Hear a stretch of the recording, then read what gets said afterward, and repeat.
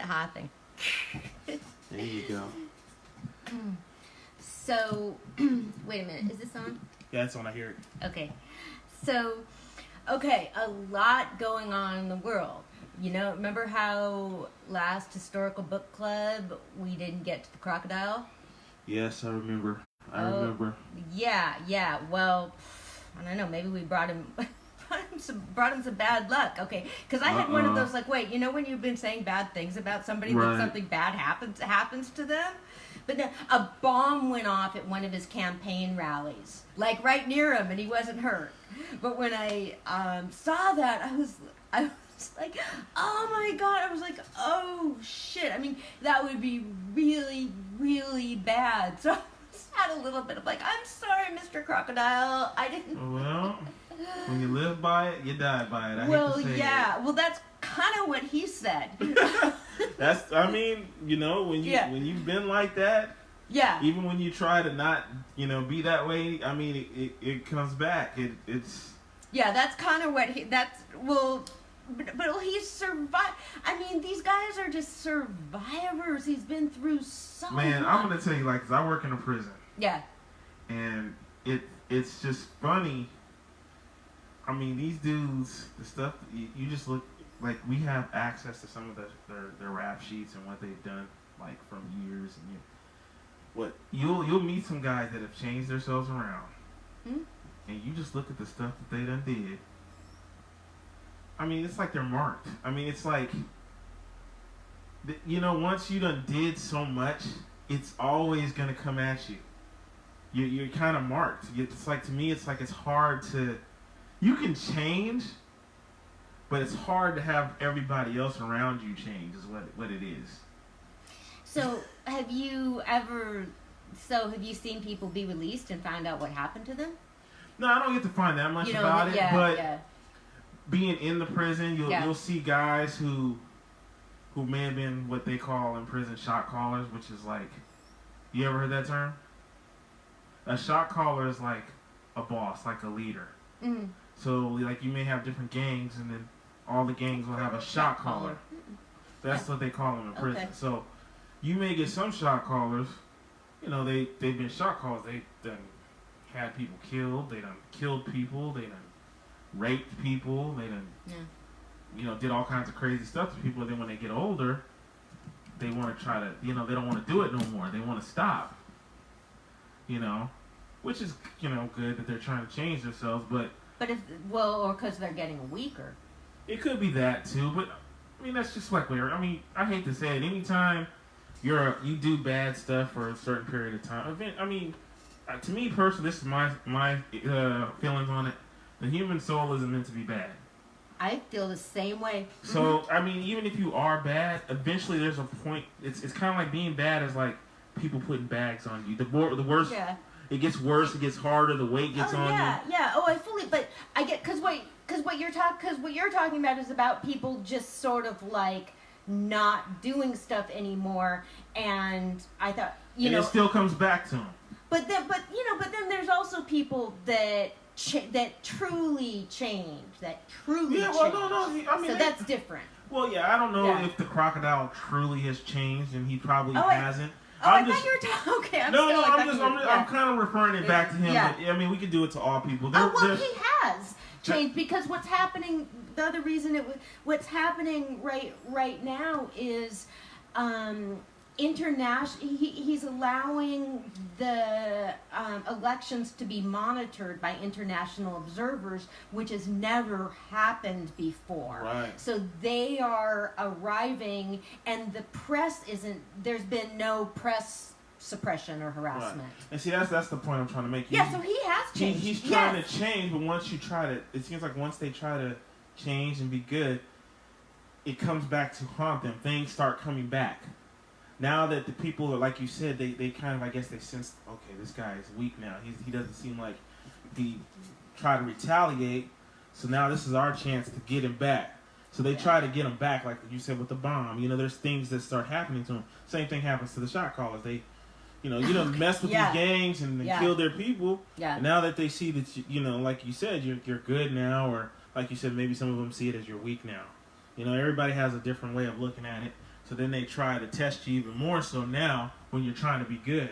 Because some of those people, I mean, you know, that's a whole big complicated issue. I mean, shit, geriatrics in prison. Right. I mean, what the fuck do they do, man? It's like, okay, you have like you can have like 80-year-old not that like, you know, and I'm like, hey man, people are still vibrant, you know, or like I mean, if somebody's dangerous, I'm like, yeah, people are still dangerous at 80, but you know, there's people who, shit, there must be a lot of longtime prisoners that get dementia.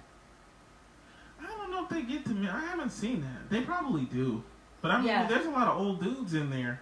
Well, they don't seem like they have dementia. How would they?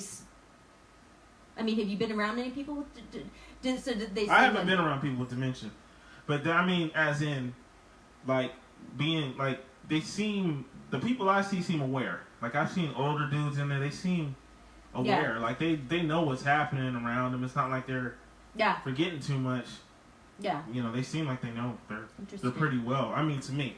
But now that's what I'm saying. I'm not a nurse or anything, so I don't deal with them on their medical side. Well, if you had more, I mean, if you knew them in a different context, right? You'd be. I mean, you know, it's not. If you'd you know, that's what, you know, if you were like they're having a relative or friend having personal conversations with them, that's where you'd see it. Right, that's where you'd probably find it.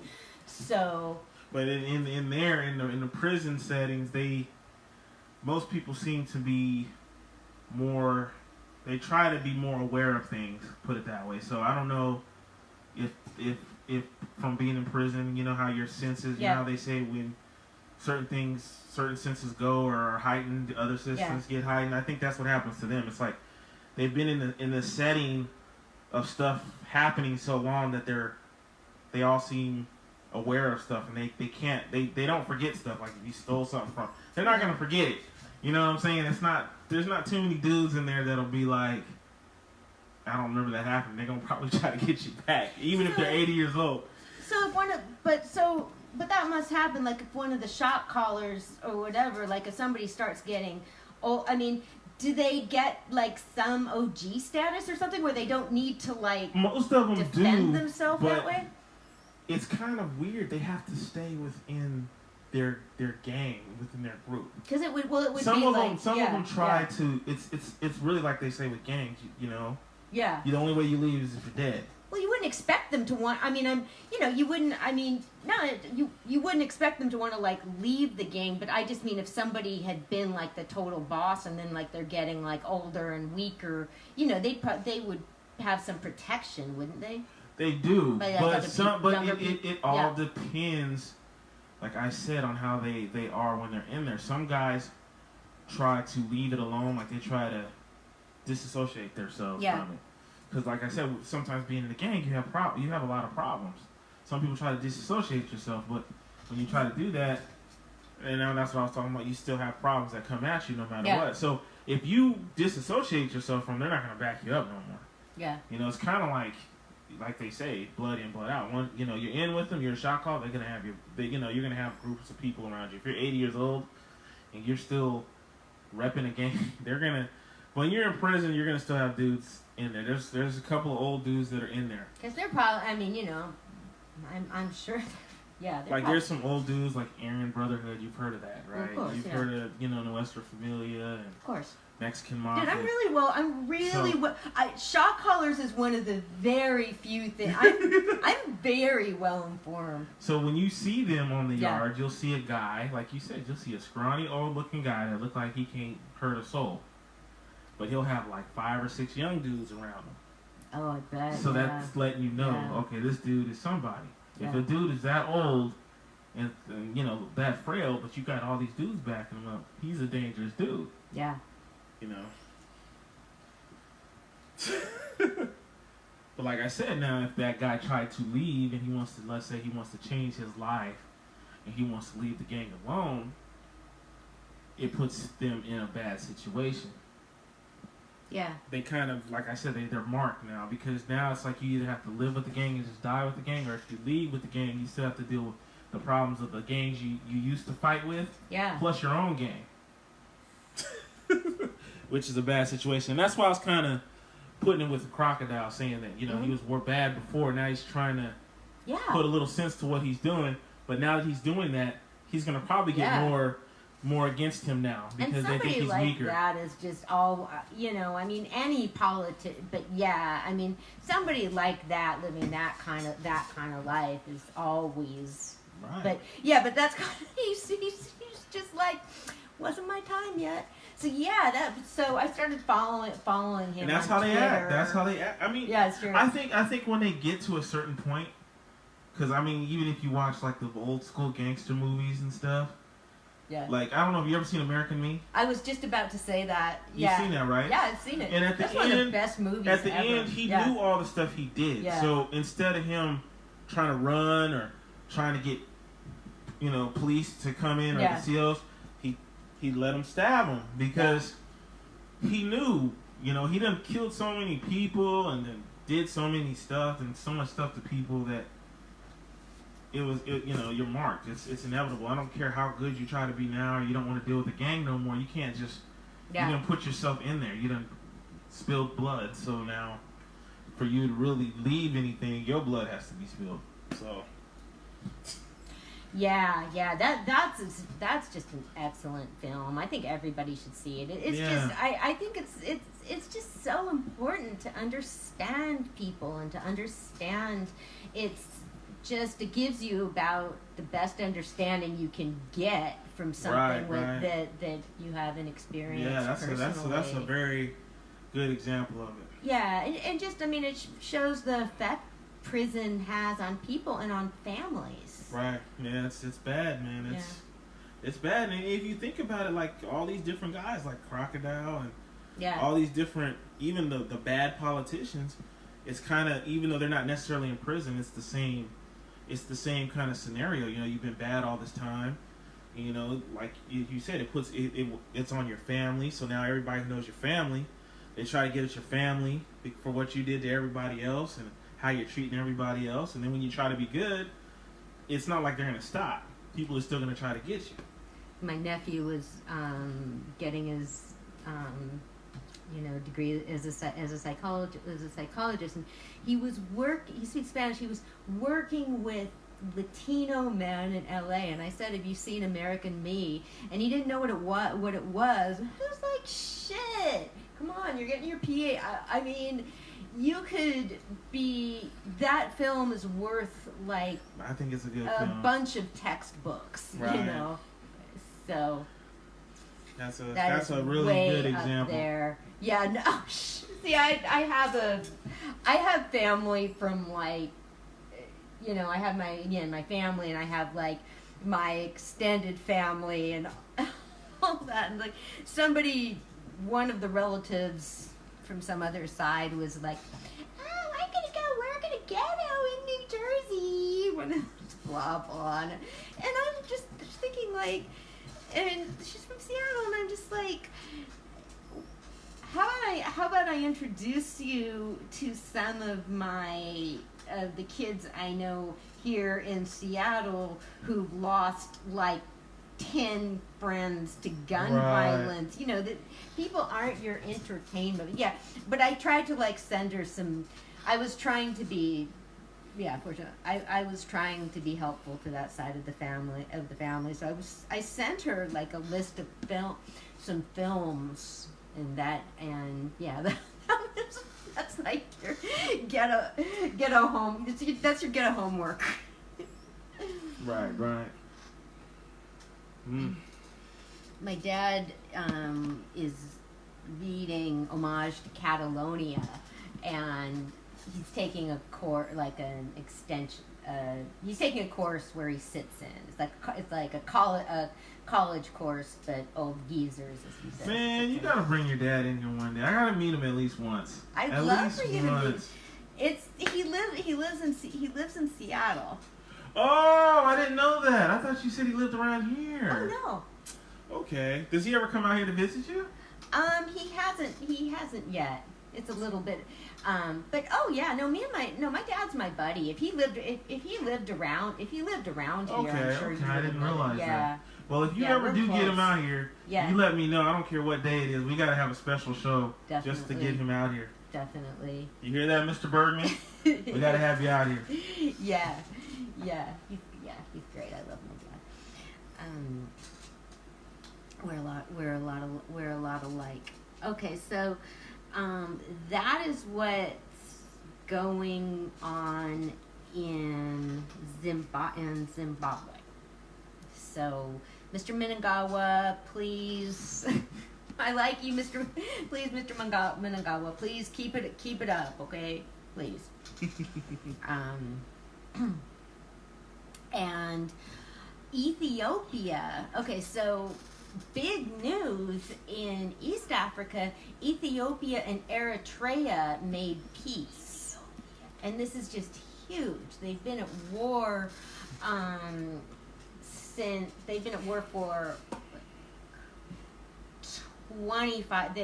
25 years ago.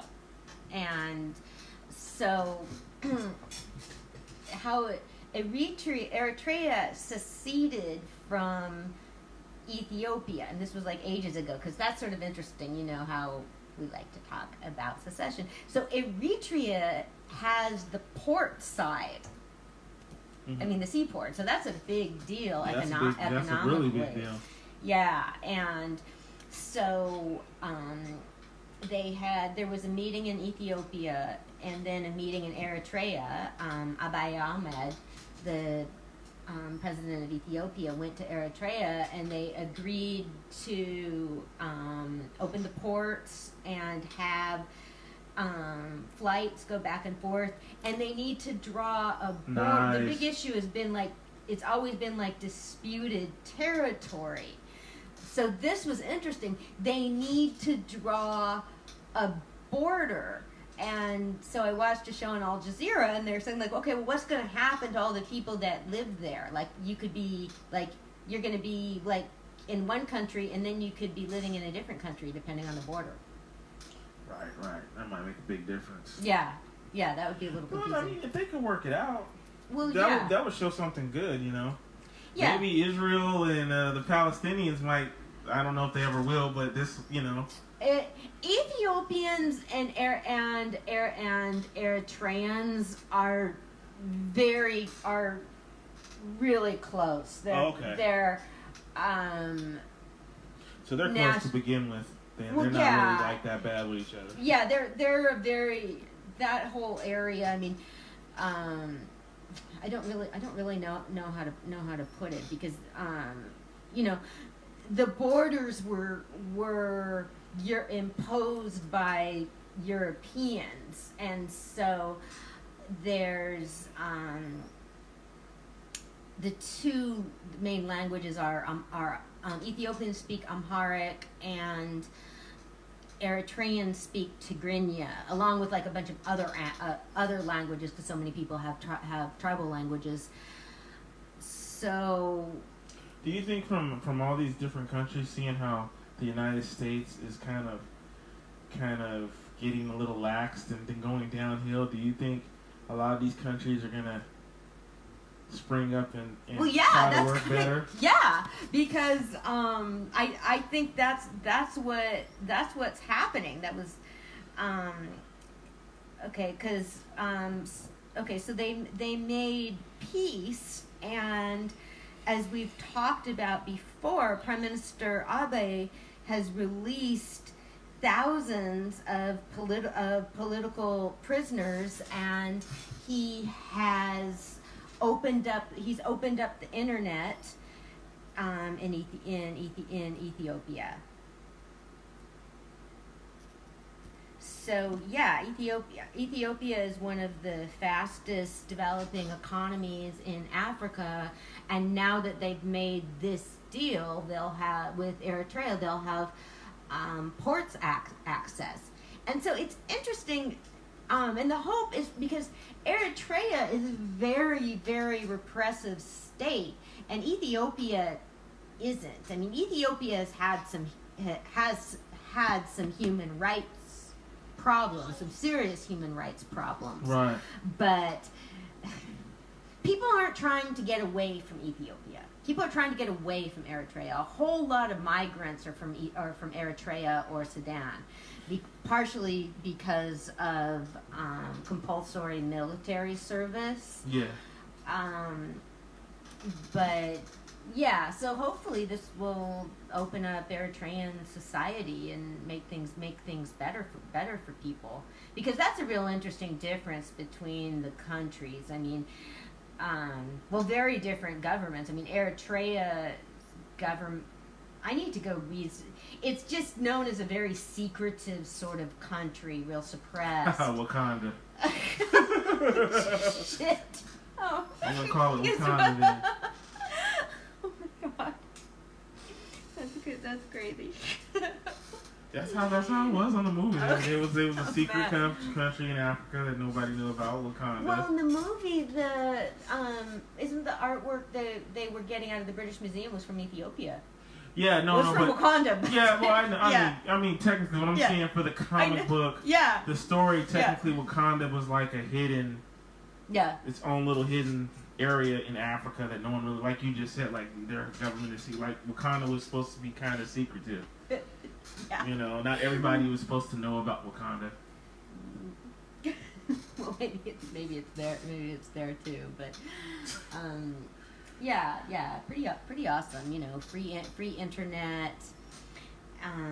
Okay, so basically stuff is looking good in peace has been made in South Sudan. Okay, everybody is just completely getting it together with their elections and their peace, whereas you, man, the United States just gets... Trump came in for a reason, man. Man. You know, by the time the end of his term, man, you know, these other countries might be... Maybe, we'll be refugees. Man. We'll have to run to them. Yeah. I'm gonna have to... What was the country you just mentioned? The one that says like Wakanda? Eritrea. I might have to run to Eritrea. Kick it with them.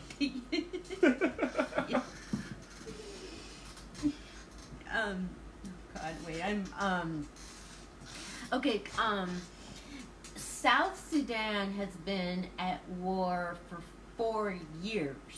Yeah. They've been having a civil war. Okay, and South Sudan is the world's newest country. It became a country in 2001 after a long, terrible war. But while that war was going on, there was always a war sort of between East and West South Sudan. You see what I'm... Right, so it's an inter-country war. Yeah.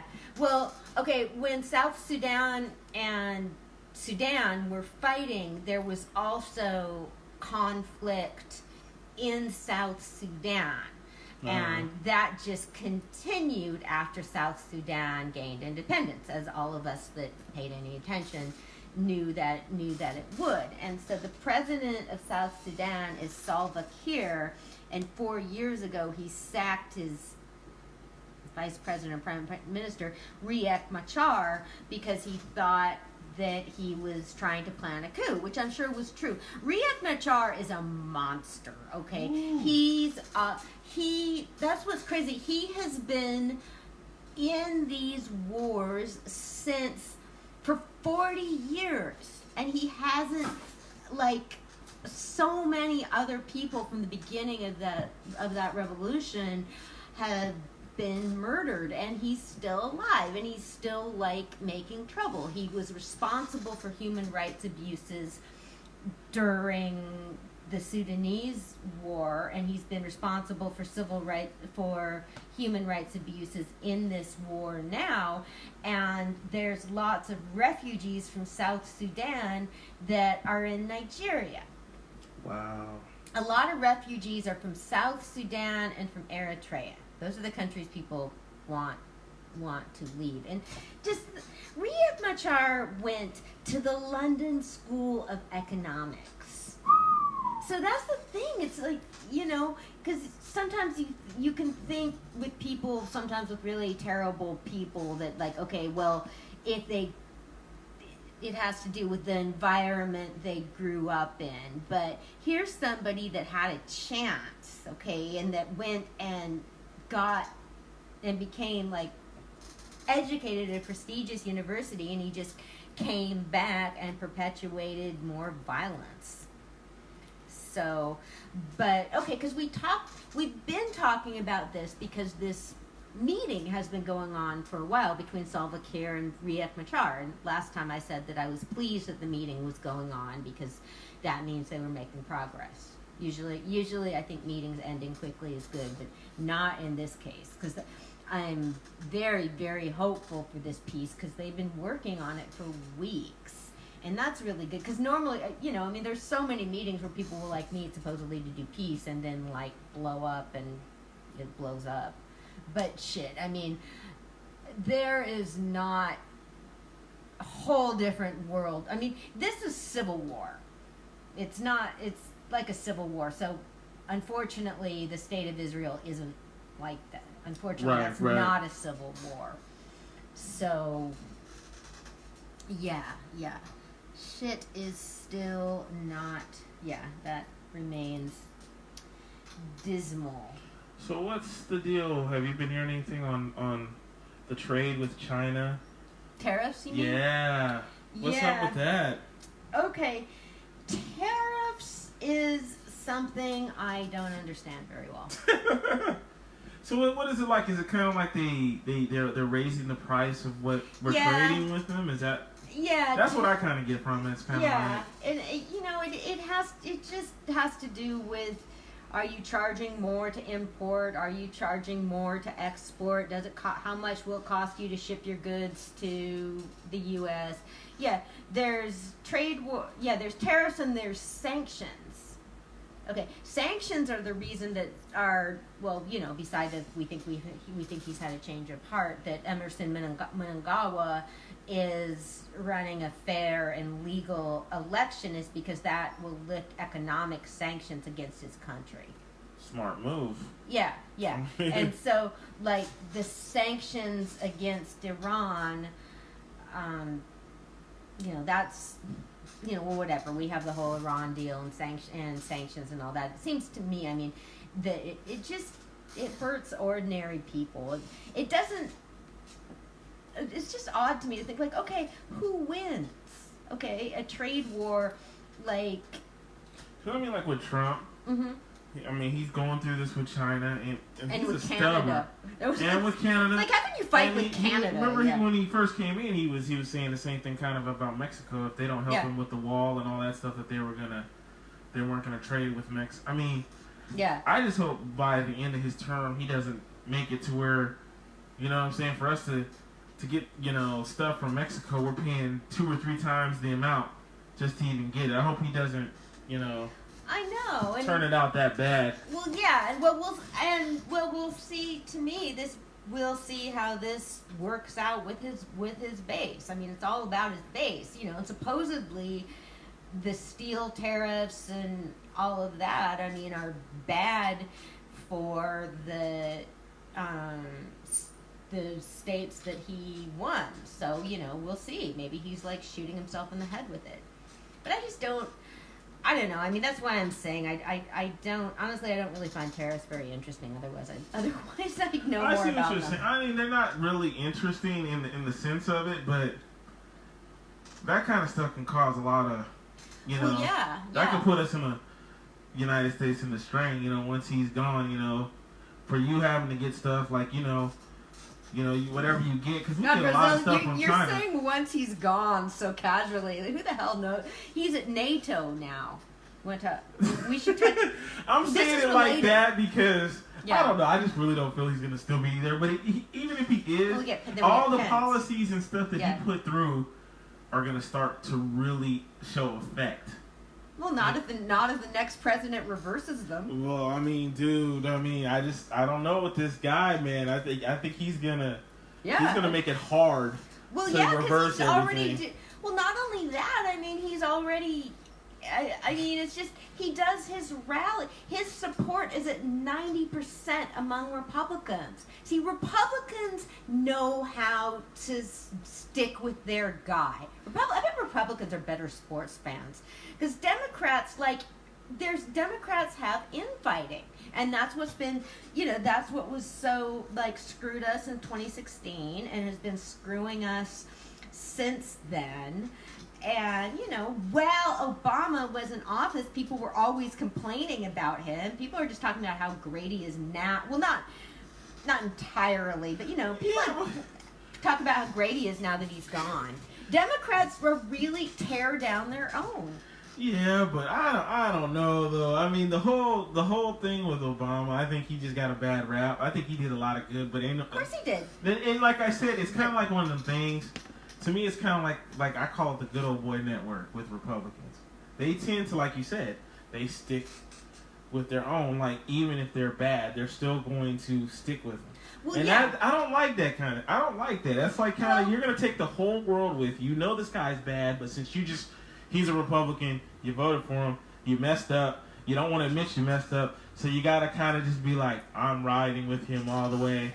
He's our president. I like him no matter what.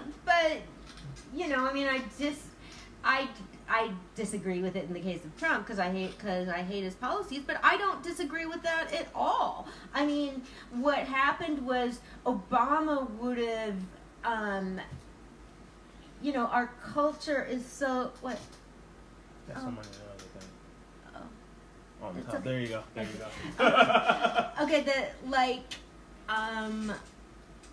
Democrats, people didn't stand behind. If Democrats had done a better job, Democrats should have done a better job standing behind Obama. I agree with that. While he was in office.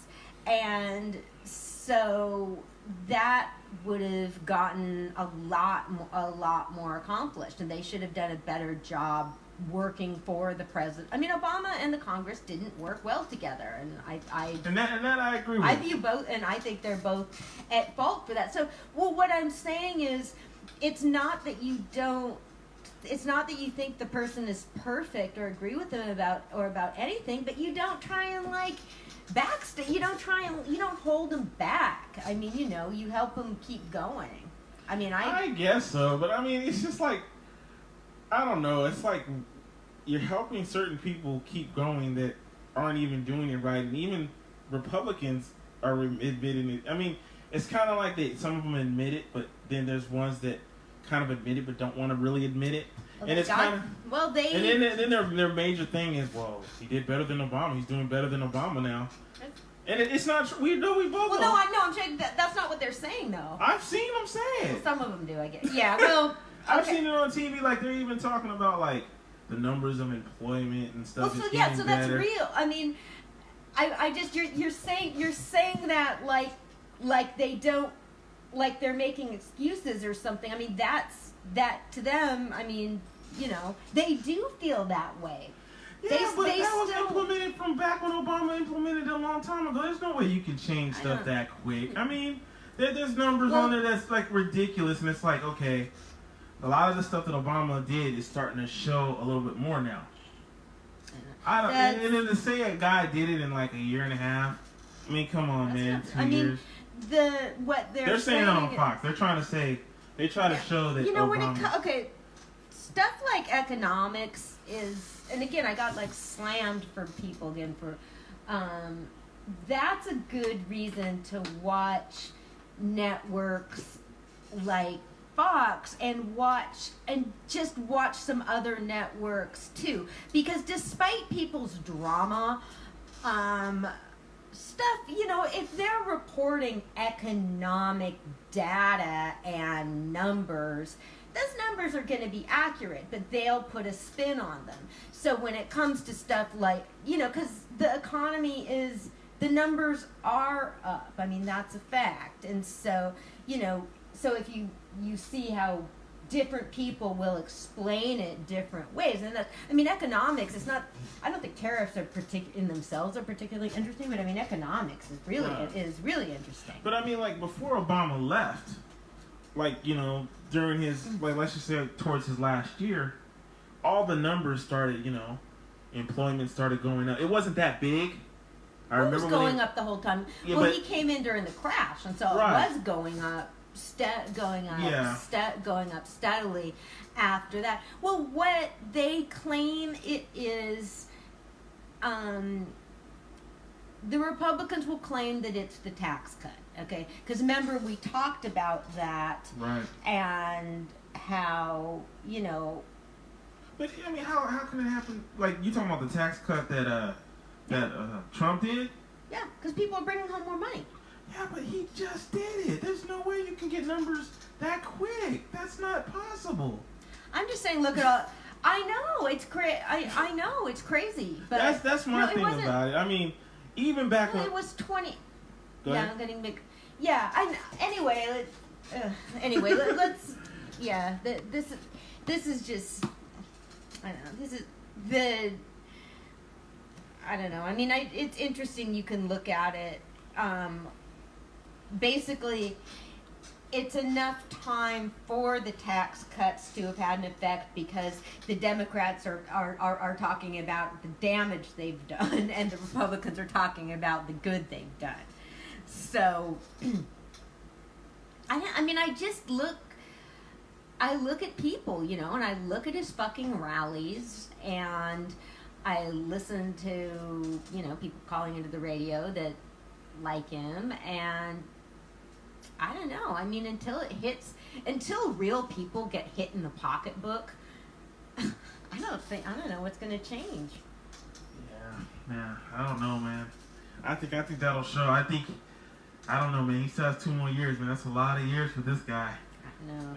Well, yeah, but I mean, I really think. Oh, but so anyway, okay. Well, so he's at NATO, and he really doesn't. Okay, he really doesn't like NATO. Okay, so NATO was put together after World War II, mm-hmm. and and the idea was to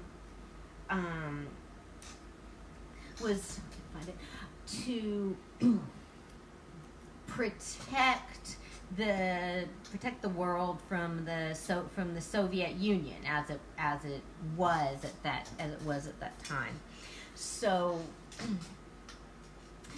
Trump doesn't like NATO, and he says the other countries aren't paying their fair share and all that. And so he is going off to Europe, and he's arrived there for the NATO meeting. And meanwhile, other European leaders have been issuing warnings and statements saying, well, remember who your friends are, basically, or trying to anyway.